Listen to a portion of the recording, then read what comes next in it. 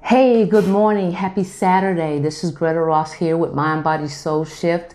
And we are going to continue our discussion about the emotional pillar. We've been talking about the 5 pillars that affect our health and wellness.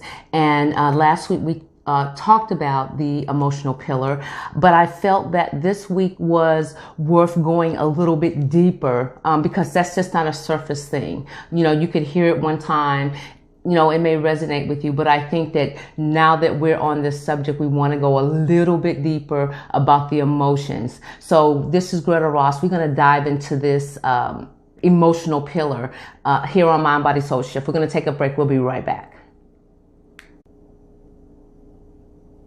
Hey, Greta Ross, and we're back here with Mind, Body, Soul Shift.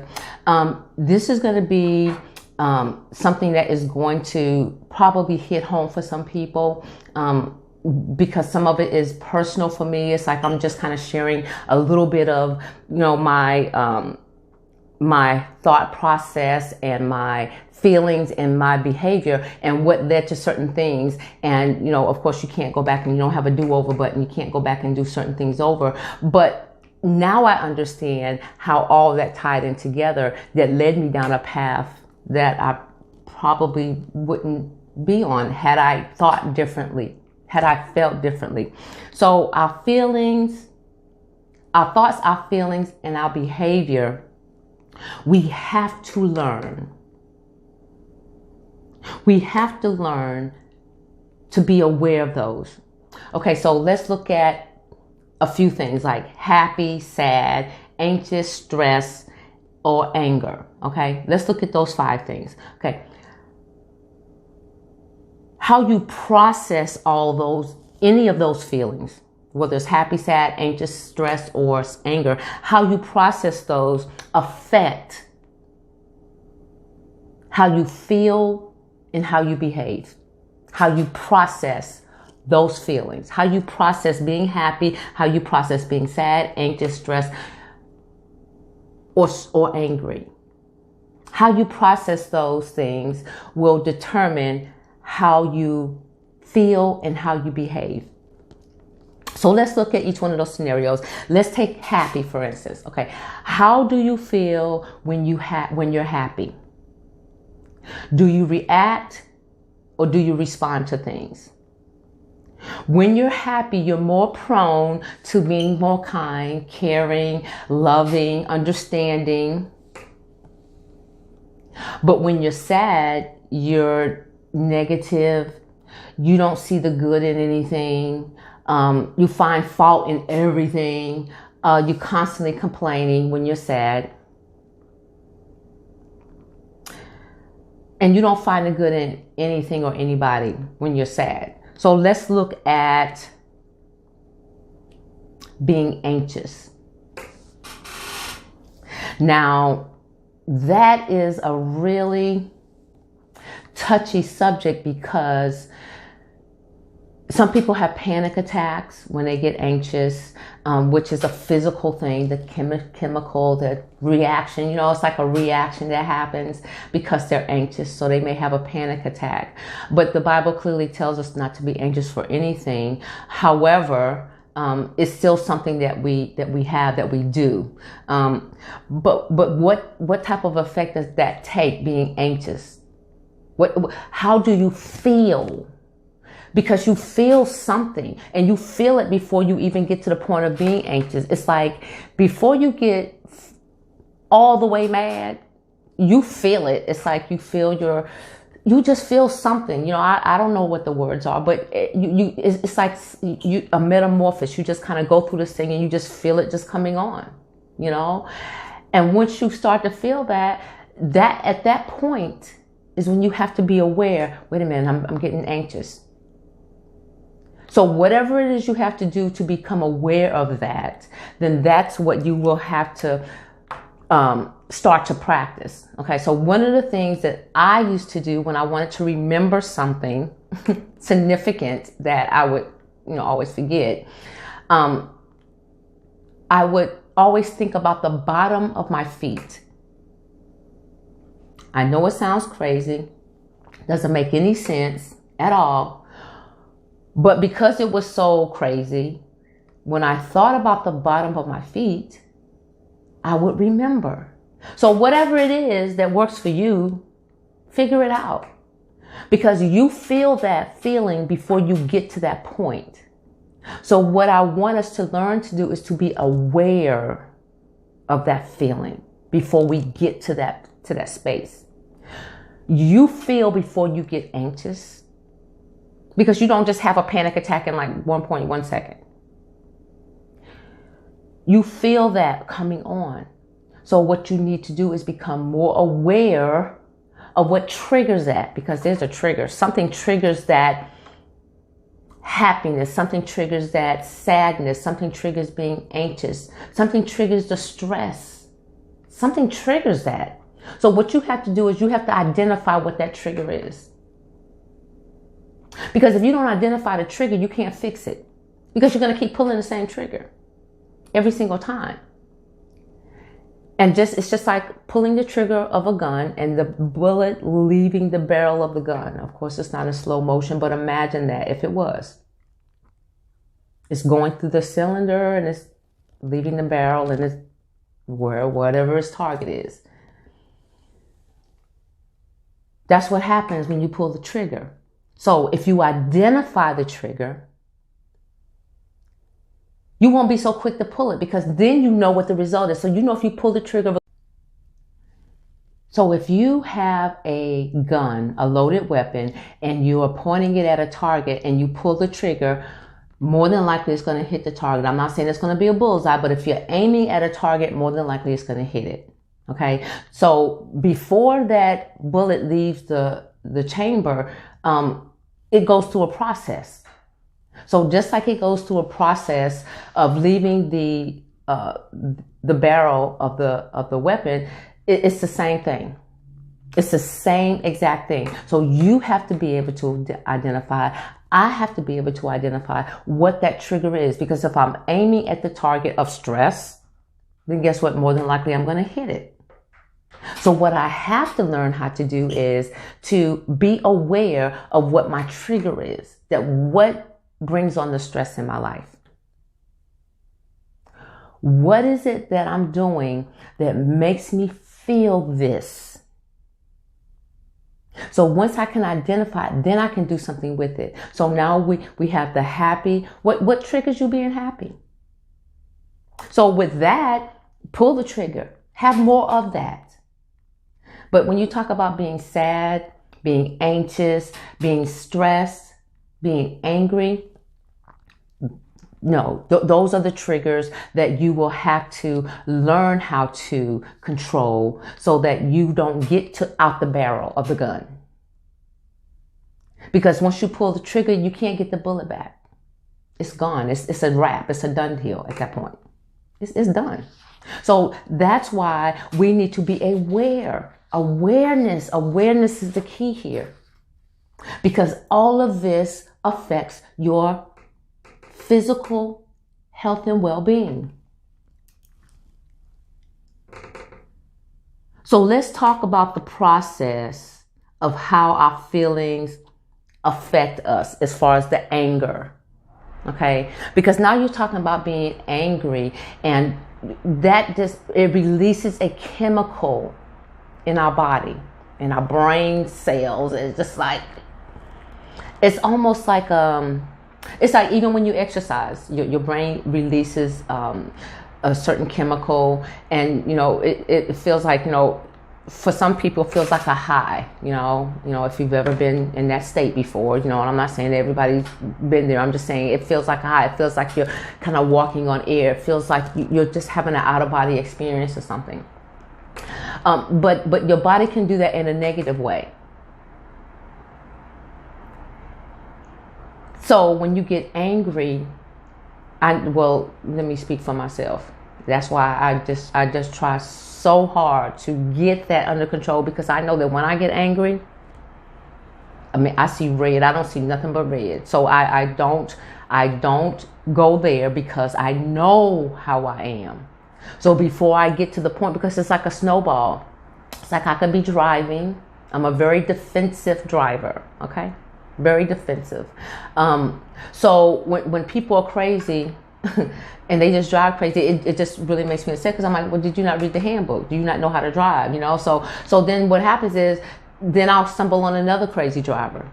And then I'll stumble on another crazy driver. And it just keeps going on and on. So if I'm driving for a couple of hours, now I done ran into 10 crazy drivers. So imagine my mood. Imagine my mindset, because I'm just steady feeding this thing. I'm steady feeding, I'm steady feeding, I'm steady feeding it. Those thoughts are affecting my feelings. So now I want to get out and just like help. Wish I had a Hummer so I could just run people over. You know what I'm saying? Because that's what I feel, because of the thoughts that I'm having, because these people are just putting me in a bad space. But they're not putting me there. I'm allowing them to put me there. So when I had the thought of the very first driver, we're not talking about 10 now, we're talking about the first one. I should have checked myself.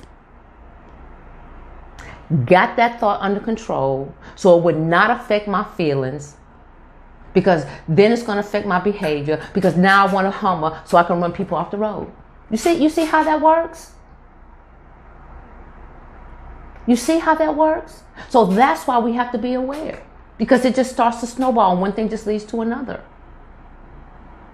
So awareness, and believe me, you know before you get to that point, because before I got to driver number 10, I was at 3, 4, 8, way before I got to 10. But I didn't control that before I got to 10. That was the problem right there. I should have stopped at 1. I have this saying that I tell my grandchildren, well, pretty much anybody, you know, it's like, you're at a 10, you need to be at a 2. Seriously. So I have to tell that to myself sometimes. Oh, wait, hold on. You at a 10, sweetie. You need to be at a 2. You need to bring that down a couple notches, because you are just way, decimals too high. But I have to tell myself that, because if I don't, I know where I'm going, because I'm aware of that. My finger's on the trigger. By the time I get to 10, that bullet's coming out the chamber. Let's just be real about it. And I don't care what that is. It don't have to be driving. It could be with, just little things that just kind of tick you off. You're like a walking time bomb. You know what I'm saying? Because you know why? Because we don't have our thoughts, our feelings, and our behavior in check. This is Greta Ross. We're going to take a quick break. Mind, Body, Soul Shift. We're talking about the emotional pillar. We'll be right back. Okay, we are back here. Mind, Body, Soul Shift. Our emotions are very, very powerful. Very powerful. They do affect how we feel. And they also affect how we behave, because we can either react or we can respond. We can react to being happy, or we can respond to being happy. We can react to being stressed, or we can respond to being stressed. In any situation, we have to take the time to be aware so that we can make the right decisions and decide, does this require a reaction or does it require a response? But you can't do that if you flying off the handle, jumping salty, as my grandfather used to say. You can't do that, because you don't have time to think. You're in react mode, and one thing just leads to another. That's why we have to be aware. That's why we have to be aware. So what I'm going to do now is I'm going to go into a segment of just kind of using some illustrations from my life experiences, because that's the one thing that I can, share, openly, and to be able to show how my emotions affected my thoughts and my feelings and my behavior, and how just the events that happened in my life that could have been different could have been totally different. I could have been on a totally different path. But because of the way I thought and the way I felt about the way I thought, it affected the way I behaved. So here's one of the things that I want to say is that I personally had gotten to a point in my life where I just needed to be able to see me. And I needed to see me because of the patterns. And we all have patterns. I needed to see me because of the patterns that I had in my life. And the patterns that I had was not getting me on the freeway, the exit that I wanted to be on. So it was like being on a hamster wheel. I just kept repeating the same patterns, but I wanted something different, but I didn't know how to get there. So I had to start with me. I couldn't look at anyone else. I couldn't look at whatever happened to me. I just had to look at me. Because in order for me to be able to not continue to pull the same trigger and get the same results, which was, either a severe injury or, dead in that area, because I was using a weapon that created that. I just really needed to see me. So I had to ask God, show me, the good, the bad, the ugly. I need to see it all. Because that was the only way that I really was going to make changes. Because I needed to be able to identify these patterns. I knew that I had patterns, but I didn't know why I had the patterns. So I had to sit down and isolate myself so that I could hear and learn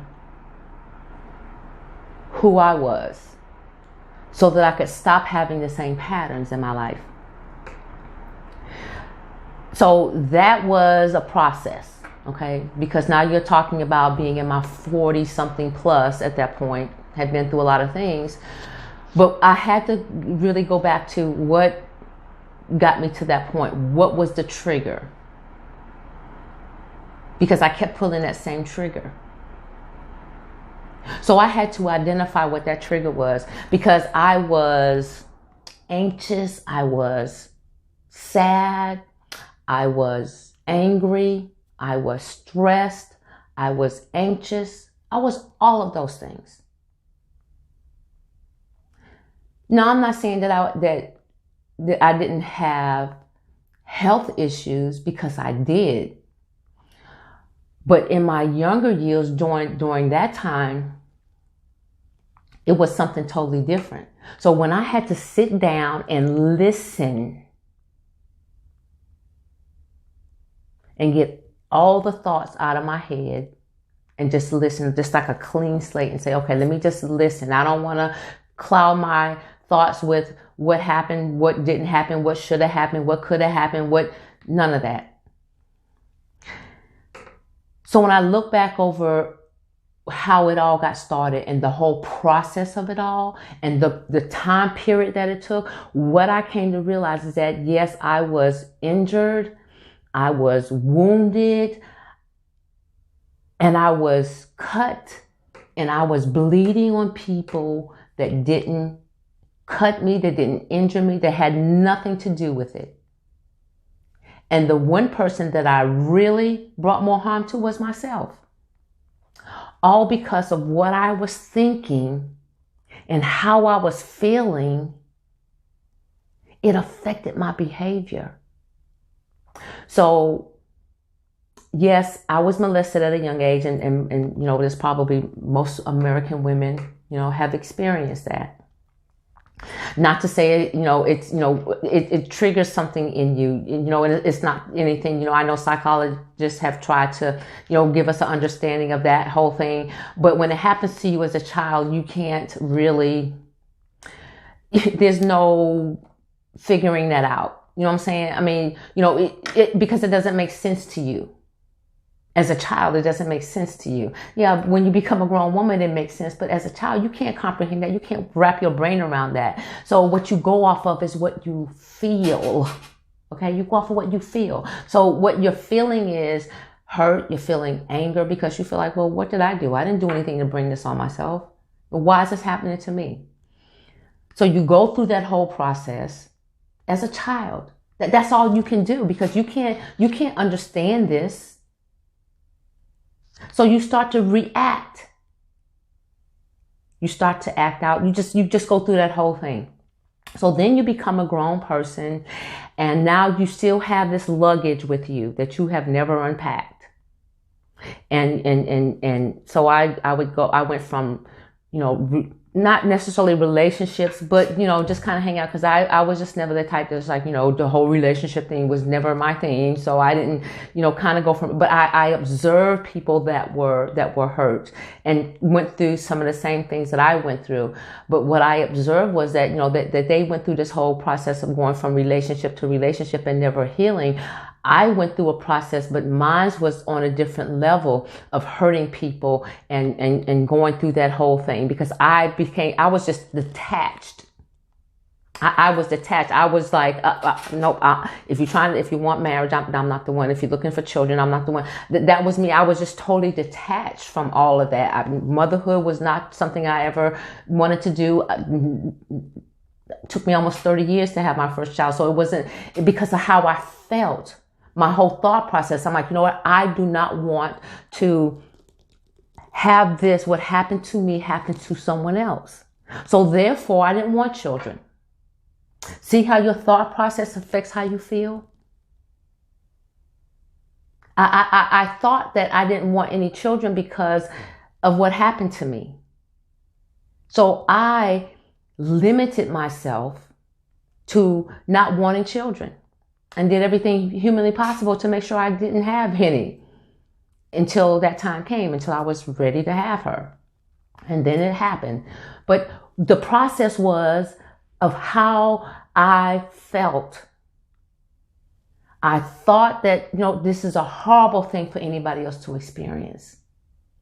And it affected how I felt. It's like, no. So you see, so my behavior pattern was, no, you don't need no children. Nope. So you see how it affected my behavior? And even going further, which is a whole nother subject on how I ended up with one child because of my thought process, how I felt, affected how I behaved.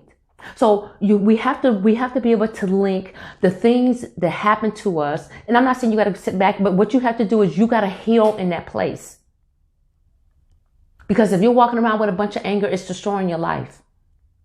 If you're walking around sad all the time, you always negative, it's destroying your life and it's destroying your health. Your health is being affected. I don't care how good you look on the outside. I'm telling you, it's affecting your health. So what we have to do is we have to become aware with the triggers. What triggers us being sad? Is it the environment that we're in? Are we not where we need to be spiritually? Which all that's going to come because all this plays, it all fits together. It all fits together. We're going to continue our conversation. This is Greta Ross. I want to continue to share more a little bit about my experience only because I want you to be able to see how what you think affects how you feel and it affects what you do and your behavior. We'll be right back. This is Mind, Body, Soul Shift. We'll be right back. But we have to heal. Healing allows us to be able to move forward. It's almost like forgiveness. Forgiveness is for us. It allows us to be able to move forward. So healing is like forgiveness. You have to heal in order to move forward. Because life just beats us down sometimes. Things happen. And I don't care, believer or not, Christian or not, whatever. Things are going to happen. It's just a part of life. But what we have to do is we have to be aware of things so that we can make life I won't say easier. That's not the word I'm looking for. It's just the awareness of things so that we don't have so much trouble, because some things can be avoided. Going back to some of my life experiences, going through that whole process, it took me a long time, and when I say a long time, 5 years to me is a long time. That was 5 years of my life that I had to just sit there and just do a lot of observing of myself and being aware of my behavior, because once I went through that process of thinking, then I said, you know what, I need the information to be able to make a change. But I knew that I didn't have that information, but I also knew who created me has the information. It's like you go out to buy a blender, Black & Decker, whoever, they make the blender, they know their blender. God knows me. I'm not comparing myself to a blender. I'm just using it as an illustration. But because he knows me, the information that I need had to come from him. So once I got that information from him, then I had to apply that information. Okay. So now that is a whole nother process all in itself. Okay. Because now you got to sit down and obtain the information. Okay. So you got it, but it doesn't become useful until you apply it. It's just like asking God for a brand new car, and then you physically get in the passenger side and expect him to drive you to the store. That's not going to happen. So it's the same thing. So that process for me was sitting down, taking time to listen, taking notes and observing the patterns. Then I had to apply what I learned about myself, about me. Because the number one thing that I found out in this process is that you got to go through a healing process. I'm telling you, it's like forgiveness. If you hold on to unforgiveness, you know what it does. I don't have to tell you. We've all been there with unforgiveness. You know exactly what it does. And this is the same thing. If you don't heal, it's only going to get worse. It's like if you have a sore on your arm or any part of your body, and it just stays wet and moist all the time, and it doesn't seem to be getting better, it's not scabbing up, there's something wrong. There's something seriously wrong.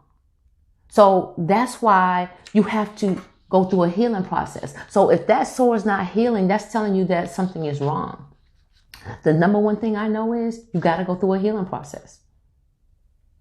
I don't care who comes along, how fantastic they make you feel. You can be on cloud 25. But what I'm telling you is, if you have not healed, what I can guarantee you is you will continue the same patterns. You'll continue the same patterns. And I'm telling you from my own personal experience. Because of what I was thinking, how I felt affected my behavior. Now, again, I wasn't in a lot of, relationships, but I had a lot of friendships. And some of those I ruined because of how I thought and what I felt. It affected my behavior with some good friends. Because I didn't take the time to heal. I brought luggage into the relationship. And I've done it with a marriage. This is my third marriage.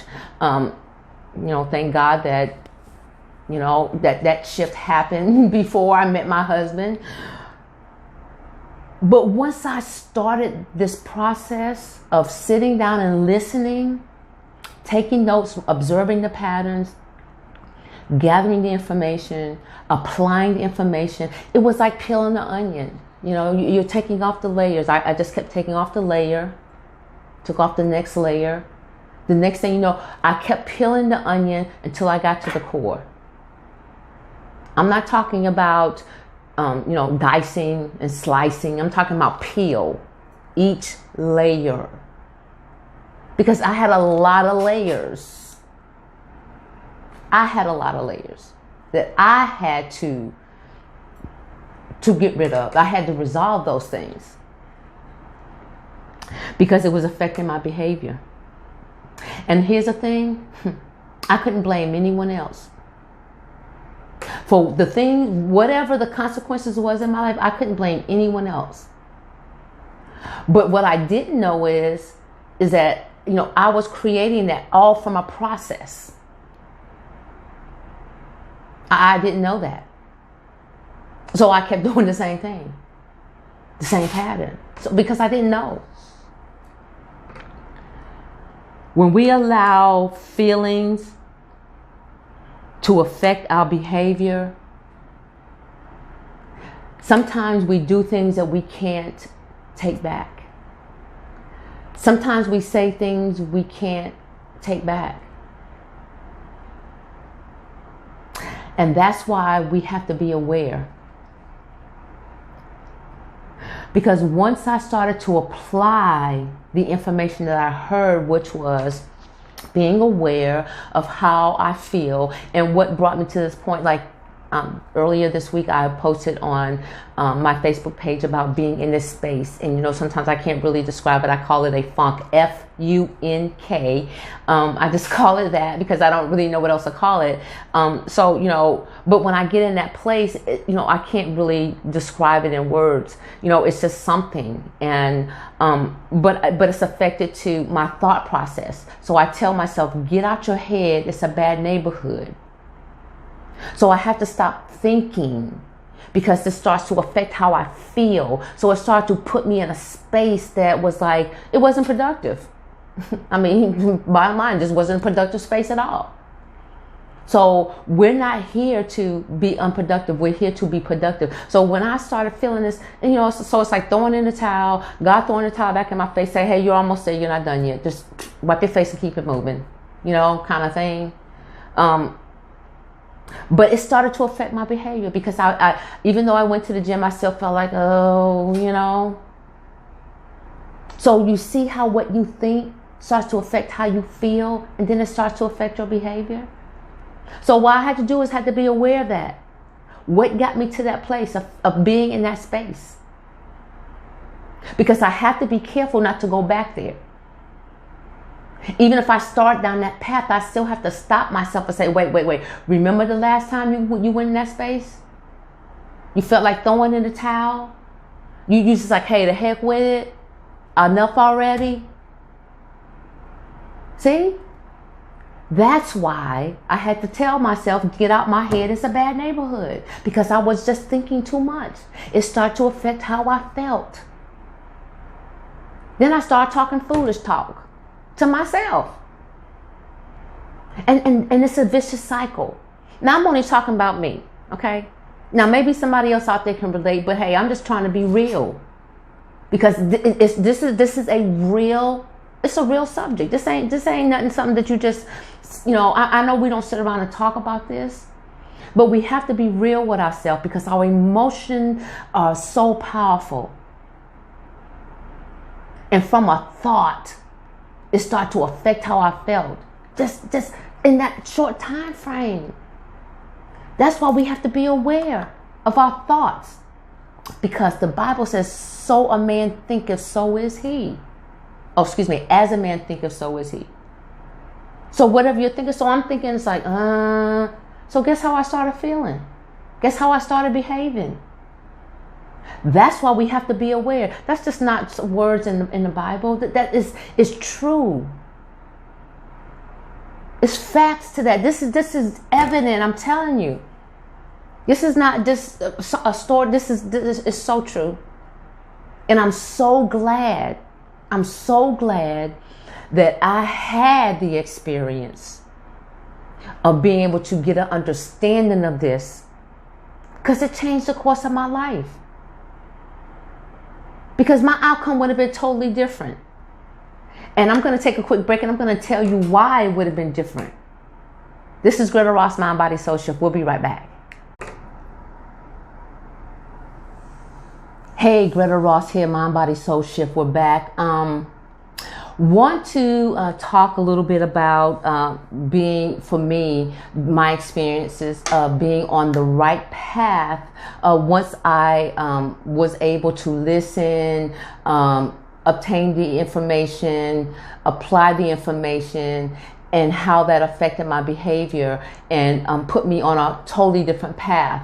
And here's what I mean by that, because it allowed me to be able to walk in my purpose. It allowed me to be able to be in the place that I needed to be in when I needed to be there. And that's what that did. It's like everything was just orchestrated perfectly.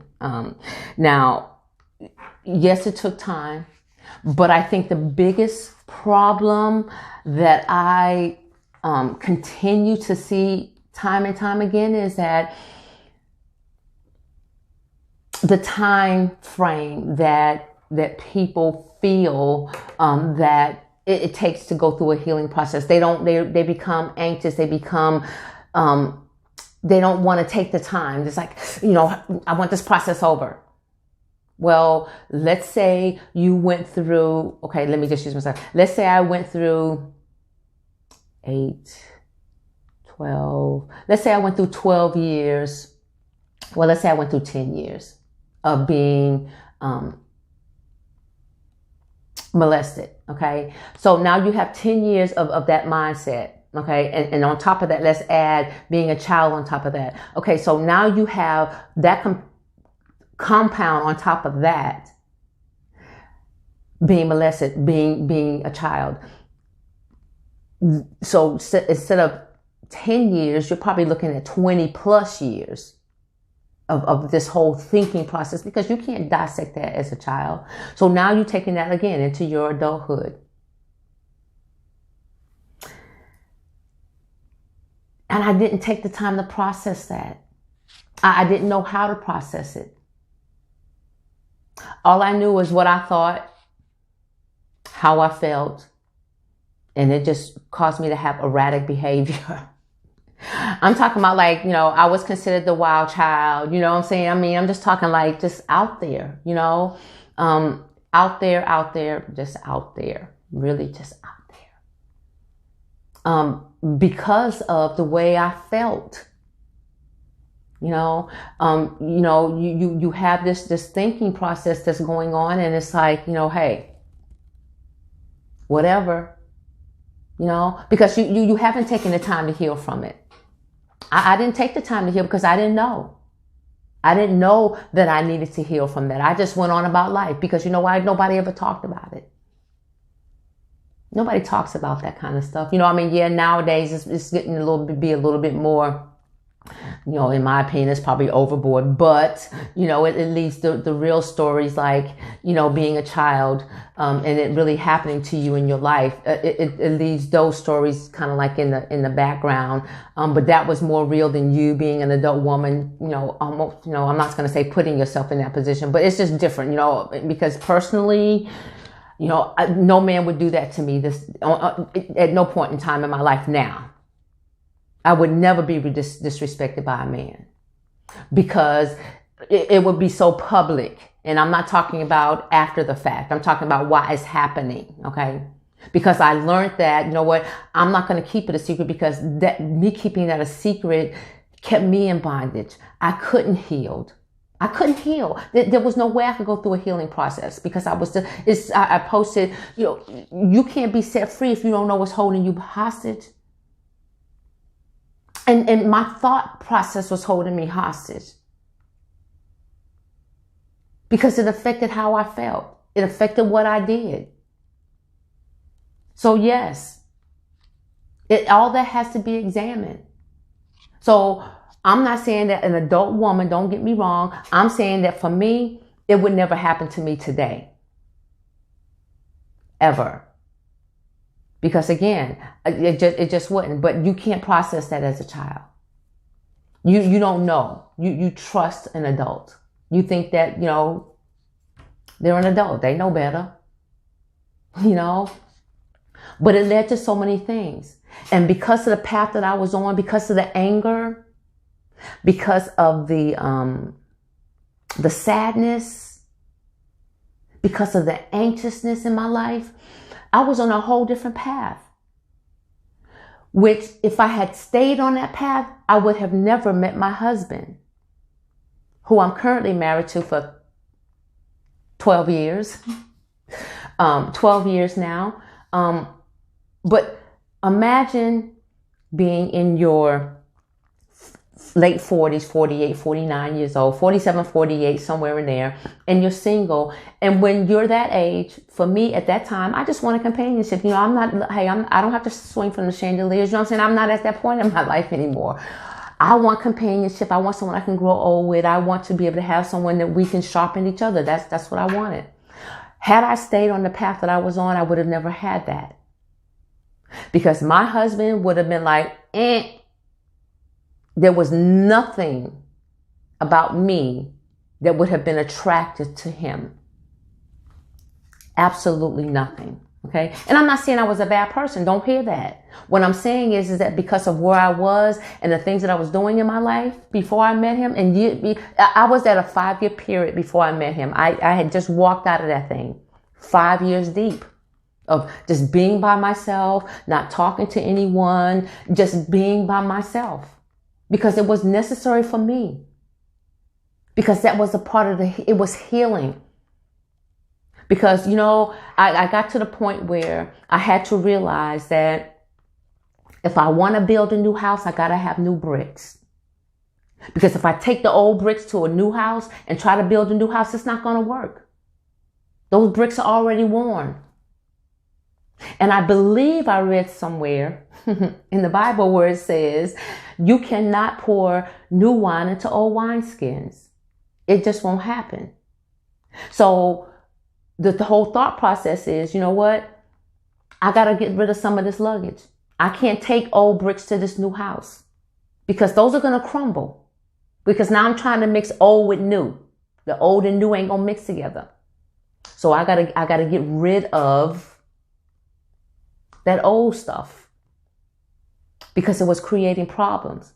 But had I not gotten rid of it, I would have never met my husband. And because of that, our paths were able to cross. I was able to get on the path of being able to walk in my purpose. And meeting him was a big part of that. It's a big part of me even being here right now, what I'm doing right now today. So yes, it has a big part. We have to understand the awareness of it. Because I'm telling you, I would have missed out. And I wouldn't even be sitting here. However, now I'm thankful for the path that I'm on. And I'm not saying that the path that I was on, it was not a bed of roses. It wasn't pretty at all. But because I got sick and tired of being sick and tired of being sick and tired of being sick and tired of continuing to get the same results, I had to just say, wait a minute now, look, it's got to be more to life than this. Because I keep doing this and it's the same thing. So what's the common denominator here?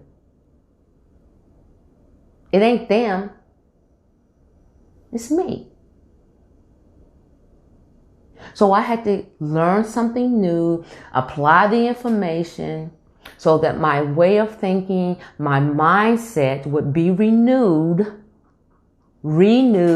which is, it makes it new. I'm not taking old bricks. Because what that process did for me was, I learned this in this process. I've heard it said that people will say, when you're looking for a mate, find someone who's willing to help you unpack your luggage. I've heard that before. But what I learned in this process is that I am not a project manager. Because that is a project.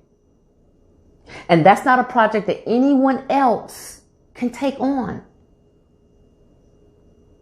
It has to be fixed by the individual because you are the one with the cut. I was the one with the cut so deep and a Band-Aid wasn't working. I'm still hemorrhaging. That anger was hemorrhaging. I was still hemorrhaging. The anger proved it. The sadness proved it. A Band-Aid didn't fix it, boo. It did not. And I was bleeding on other people. that didn't even cut me. But I allowed the wound to keep getting deeper and deeper and deeper because of my behavior. So that's why we have to check ourselves. We have to look at what's the common denominator here. We can't keep, because if you went from relationship to relationship to relationship, I mean, hey, and here we are 10 years later and you done been, in and out, in and out, in and out, up and down, and all around in the last 10 years. What's the common denominator? That means you need to get off that merry-go-round and really, really examine that. That's why I wanted to kind of do this, to kind of lay things out for the round table or the table talk, whatever we're going to call it. But I want it to be the round table. It may not be a round table. It may be a square table, but whatever the table is, we're going to be discussing this emotional side. And I'm going to have two other ladies with me because I am older, so I come from a different era. And, so there's things that I see, that's going on that I don't think that people are aware of. And I want to get a different perspective, because, hey, what I say is not carved in stone. It's just my experience. And I just had a reason for wanting to share my experience because if my behavior pattern hadn't changed, I would have missed out. So it was important. So that's why I want to get someone else's input and find out, it's like, okay, what you went through, what you thought, how you felt, and what you behaved. Where did that land you? How did you end up? Did you land on your feet? How did you land? And what's the process that you had to go through to be even able to even get up? Or are you up? Or are you still trying to get up? Where are we with this thing? So that's why I want to have this discussion with a couple other ladies, because I want someone else to share a few of their experiences so that we can see, guess what? Hey, it's not just me. I know there's somebody else out there that has been through, similar things that I've been through. And, the reaction may have been different, or the response may have been different. But I'm so glad that I was able to come to the conclusion that I needed to be able to look at myself, because I had to realize what the common denominator was. And it wasn't everything and everybody else. It was me. There was a song out. I want to say it was, I don't know who the artist was. I don't even want to say, but it was, you better check yourself before you wreck yourself. That's what I had to do. I had to check myself because I just kept finding the common denominator was me. And I kept getting the same results from every angle, from every direction in my life. Nothing was every single time. I'm like, wait a minute. Hold up. Because it was, again, it's like unforgiveness. It affects you. It affects me. We miss out on so many things because of that. Because of the way we think, the way we feel, and the way we behave, we miss out on so many things. The whole outcome could be totally different. But you know why? Because we react versus responding. So I got tired of reacting. I got tired of being on the road, being angry because the first driver, I'm at a 10 when I should have been at a 2. And 2 was really too many. I really should have stopped at 1. However, being aware that I'm at a 10. Just being aware that I'm at a 10 and I need to be at a 2. I got to bring it down. You got to bring it in. You got to find your center. You got to bring it in. Because if you don't heal, you're going to keep on bleeding. You're going to keep on hemorrhaging. It's not going to stop. The Band-Aid that you're putting on it, here, there, everywhere, all this and that, flossing, covering it up, looking beautiful, all that, sweetie. It's coming through your Band-Aid. It's coming through your patch there. I still see a spot of blood. You're still hemorrhaging. That's why you got to heal. And that's why we got to get our emotions in check. Because even If you don't heal, that's why some people can't even forgive, because they haven't healed. Because when I was able to go back and forgive my offender, it was like a whole new life. I was able to do things and accomplish things that I didn't even know I was even capable of accomplishing. All because of that one moment. And I'm so thankful. I'm so thankful. But it was a process. I had to go through that process because I had so many years of being damaged, so many years of being hurt, so many years of being cut, so many years of being wounded. And I didn't go through the healing process. So I reacted recklessly with my life that I'm so thankful that I still have.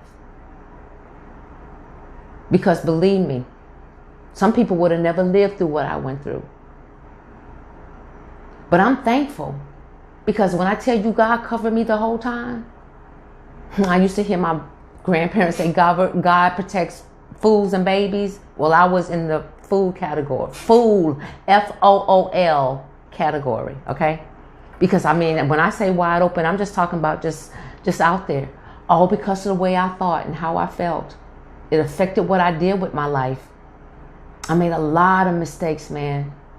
A lot of mistakes that I cannot change. I can't go back and change them. Some I haven't even been able to even see the consequences of. But I can tell you one thing, it's coming. I can tell you that. You know why? Because I put it out there. I put it out there. I didn't know any better, but I did. But once I learned better, believe me, I behaved better. Okay? My whole thought process changed. And it started with my thought process, because as you think, so are you. As you think.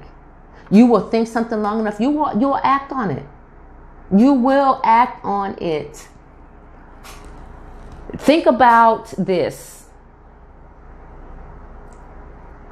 Back in the day, you know, R&B was a really big thing. You know, I don't know how big it is now because I don't really do all that. But, you know, I have my little playlist. But, you know, we used to do like the Ozzy Brothers and Teddy Pendergrass, you know what I'm saying? And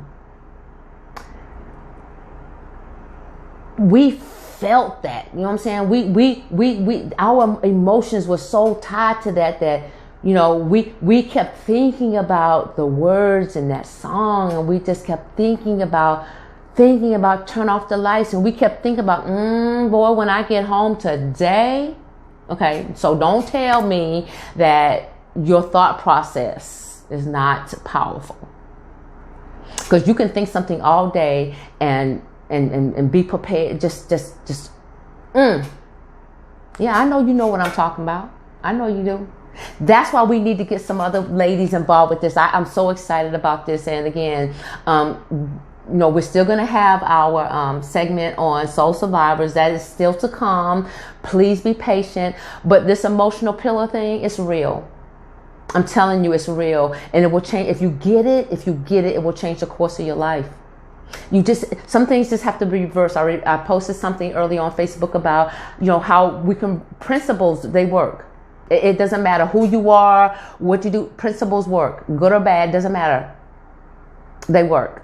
So if you can get this emotional pillar thing, I guarantee you it will change the whole course of your life. It will change the way you think, how you feel, and the way you behave. Because when you think differently, you behave differently. It's just a proven fact. I'm telling you, just from my own personal life. Just become aware of it yourself. Just take it like we did with the nutritional thing. Just take a test. Just prove me wrong. I'm willing to say I'm wrong. Prove me wrong. And because I experience it, because I know there's something to this, I want you to prove me wrong. Just become aware.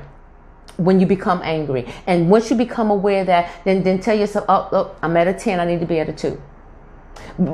Make yourself aware when you're becoming sad. I'm at a 10, I need to be at a 2. Make yourself aware when you become happy. It's like, I'm at a 10, I need to be at a 25. Okay? Seriously. And govern yourself accordingly. If you're if you're in a happy mode and you're at a 10, baby, increase that. But if you're sad, you're angry, you're anxious, you're stressed, you need to bring that down a couple notches for real. Because it affects your well-being. It affects your health, your blood pressure, your diabetes, all that stuff is affected.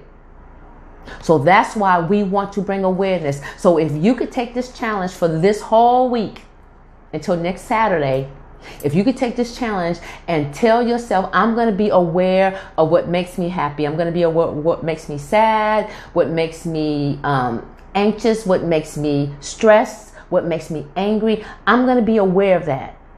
I'm going to be aware of that trigger so I can keep the bullet in the chamber. And once you learn that trigger, then you can apply that. You can say, I'm at a 10, I need to be at a 2. Whatever you do, however you do it, you come up with your own thing. I mean, hey, I can't I'm just telling you what worked for me.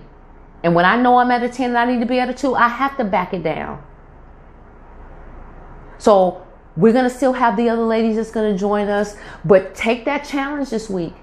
I challenge you to do that and come back and let me know that I'm wrong, because I want to see if I'm right, because I know that I'm right.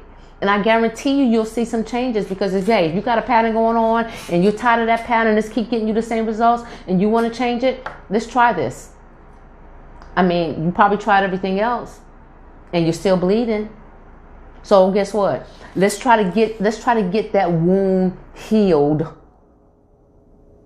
We want to heal the wound. That's what we want to do. We don't want to keep covering it up, keep putting Band-Aids on it, going from here to there, this, that, and the other. So that's why we're going to continue to talk about the emotional pillar. We're going to continue to talk about this because I think it's something that's so vitally important that we need this, because we miss out on too many things. Too many things. Because healing is necessary. It's absolutely necessary. So this is Greta Ross at Mind, Body, Soul Shift. I hope and pray that you take this challenge with the awareness of what makes you happy, sad, anxious, angry, whatever it is. Please be aware of it this week. Take the challenge. Chime in next week. We're going to have some ladies that's going to join us. We're also going to be going into a new month. As a matter of fact, hey, November 1st, we're here already. Happy November, everybody. This is Greta Ross at Mind, Body, Soul Shift. We will see you on next Saturday. Have a great week, everyone.